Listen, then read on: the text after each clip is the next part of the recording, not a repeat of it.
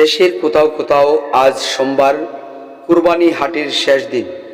সুতরাং আঞ্চলিকভাবে যারা গরু কুরবানির জন্য ক্রয় বিক্রয় করবে তারা তাড়াহুড়া করেই ক্রয় বিক্রয় করে নিচ্ছে, এমনকি দলে দলে গরু নিয়ে বাড়ি ফিরছে।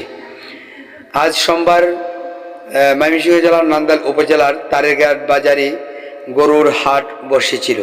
এটি একটি অস্থায়ী হাট হলেও ইহাতে গরুর জমজমাট। ছোট থেকে বড় গরু অনেক উঠেছে, আর ক্রেতারাও ক্রয় করছে আনন্দ ভরে।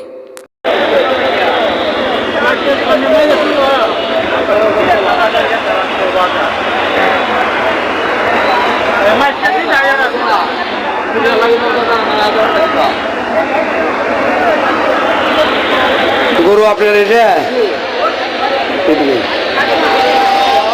কত দাম চাইতেছেন? 2,40,000। দাম কেমন হয়েছে? কিছু ভাঙ্গিয়া ভালো আছে।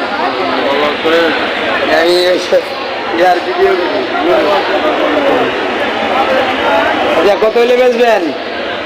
2,000 উপরে। 2 ভাঙ্গিয়ে বেচবেন না? 1,80,000 টাকা বেচবেন কি? বেচবেন না? কত বেচবেন? 2,000 উপরে। আচ্ছা, আপনার বাড়ি কোন জায়গা? কাটাখালি। নিজে ঘরে পালছেন?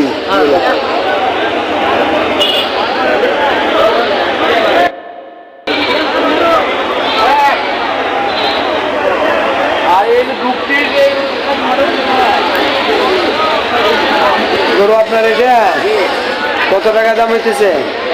দাম আপনার 70-75। 1,75,000। কত হইলে বেচবেন? আপনার বাড়ি? আমার বাড়ি বনানি। আচ্ছা আচ্ছা, ভাঙ্গে বেচবেন কি?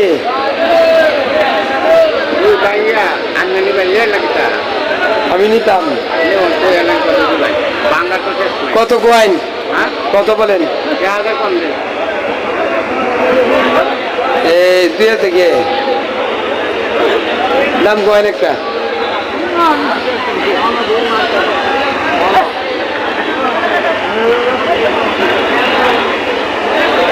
কারণ 80 নামে দেন, 1,80,000 পরে পাইয়া আমি কোন কত দিবেন?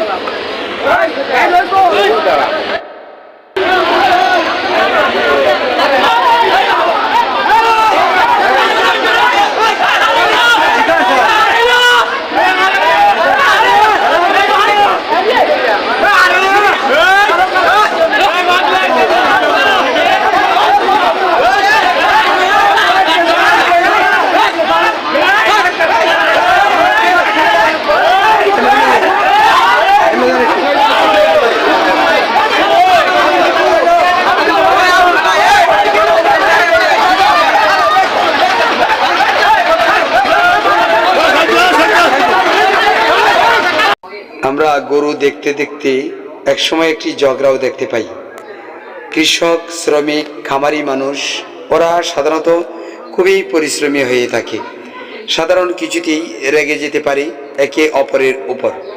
এমন একটি দৃশ্য দেখতে পেলাম, যারা সাধারণ একটা বিষয় নিয়ে ঝগড়াটি হয়ে একে অপরের উপর মারমুখী হয়ে ওঠে।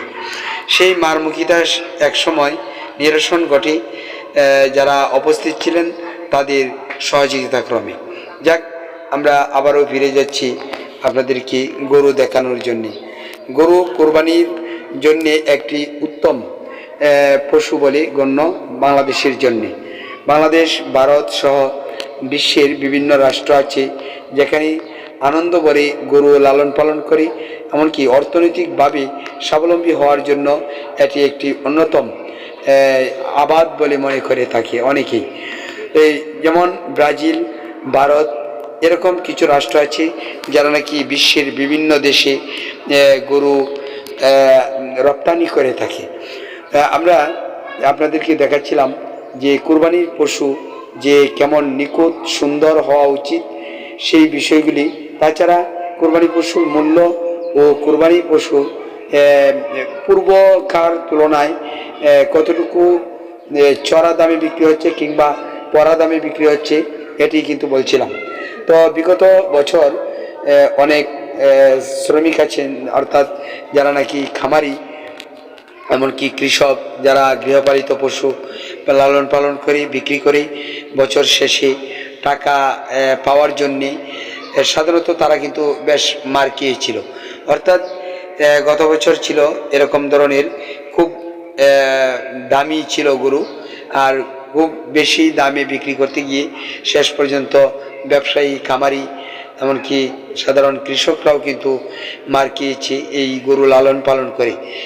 আর এবছর এজন্যই সকলেই কিন্তু সতর্ক হয়ে গেছে, অর্থাৎ কিছু অল্প মূল্য দেখেই সবাই কিন্তু তাড়াহুড়া করে বিক্রি করে দিচ্ছে।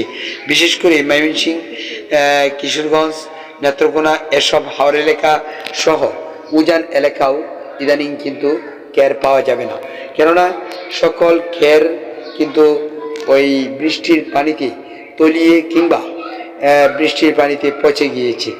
অনেক কৃষক আছে যারা শত শত মন ধান পাওয়ার কথা ছিল, তারা সেই ধান পায়নি, ধান ফুটে গেছে, অর্থাৎ চারা গজিয়ে গেছে। এরকমও হয়েছে যে কৃষকরা আজ কুরবানি দিতে পারছে না।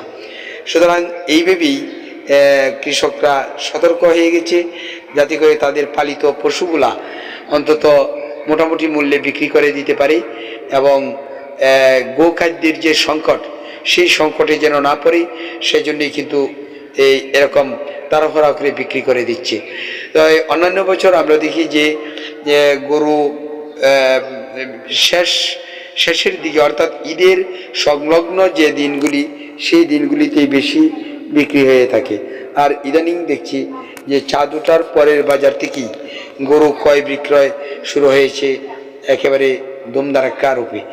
আমরা ইতিপূর্বে যেমন গ্রাম ও শহরের কিছু অঞ্চলে দেখতে পেতাম ভারতীয় গরু, এগুলি কিন্তু ইদানিং কম দেখা যাচ্ছে। বিশেষ করে এখানে পাওয়া যাচ্ছে দেশীয় লালন পালনকৃত গরু, শাহিওয়াল, এরপর দেশীয় জাতের গরু ছাড়াও অস্ট্রেলিয়ান আরও কিছু জাতের গরু যেগুলি গৃহপালিত, এমনকি তারা খুব আদর করে লালন পালন করে এখন অর্থনৈতিকভাবে অর্থাৎ কিছু টাকা পাওয়ার আশায় বাজারে এনে বিক্রি করছে।